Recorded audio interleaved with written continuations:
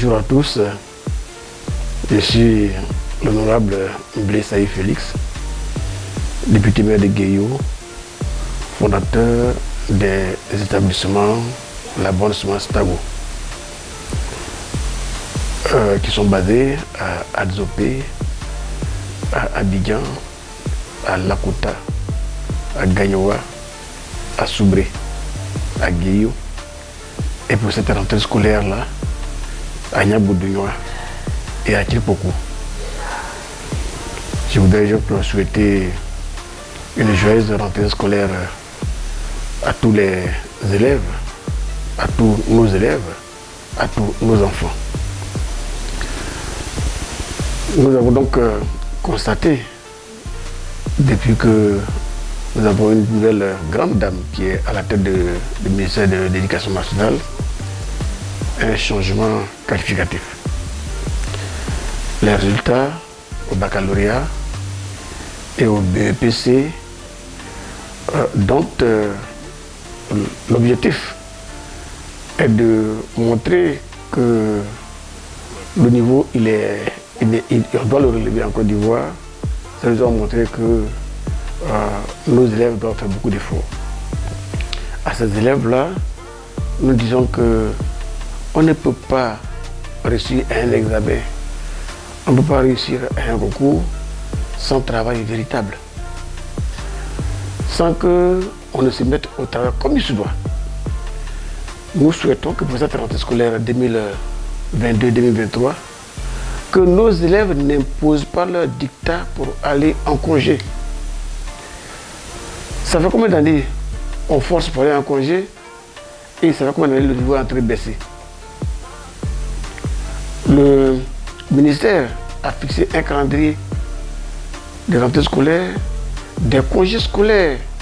C'est en tenant compte des programmes que ce calendrier a été fixé.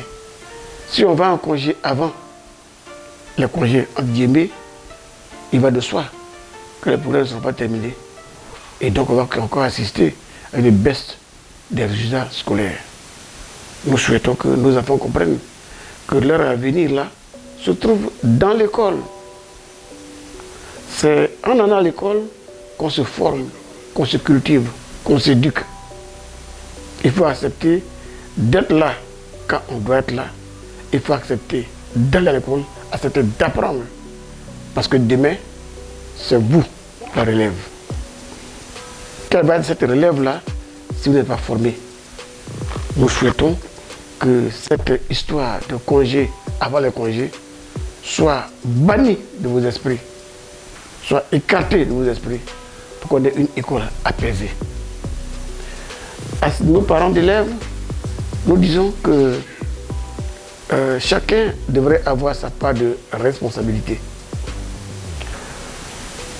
C'est d'abord la maison, la cellule familiale, qui est le socle de l'éducation de l'enfant. Apprenons à dire à nos enfants qu'aller à l'école, c'est non seulement leur devoir, mais c'est dans leur intérêt d'y aller. Nous comptons sur tout le monde. Nous demandons au ministère d'avoir un regard sur l'école elle-même, l'école privée surtout, où les écoles foisonnent. Aujourd'hui, dans tous les villages, il y a même envie dans tous les campements, il y a des écoles. Nos enseignants, qui sont supposés être des enseignants des collèges publics, se mettent en groupe, créent des collèges et délaissent les collèges publics pour se consacrer à leurs affaires. Alors nous disons de deux choses l'une. Ou bien on est fonctionnaire et on s'occupe de la formation des enfants qui sont affectés par l'État dans les écoles publiques, ou bien on veut être homme d'affaires, auquel cas on démissionne. Nous autres, hier, nous avons fait notre mise à disponibilité.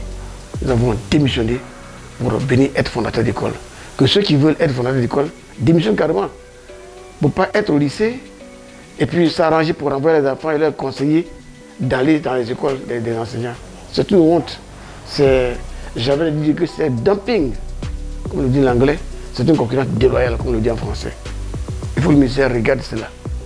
Quand on est professeur public, si on veut être homme d'affaires, on démissionne. Parce que tout ça participe de la baisse du niveau le public qui est, j'ai envie de dire, le fleuron de la formation, d'autant que les enseignants sont bien formés, ils viennent de l'université, de l'ENS surtout. Si on délaisse ces écoles publiques-là pour se consacrer aux écoles privées, il y a problème. Donc que chacun joue sa partition, que chacun apporte ce qu'il peut apporter pour une école meilleure en Côte d'Ivoire. Je vous remercie.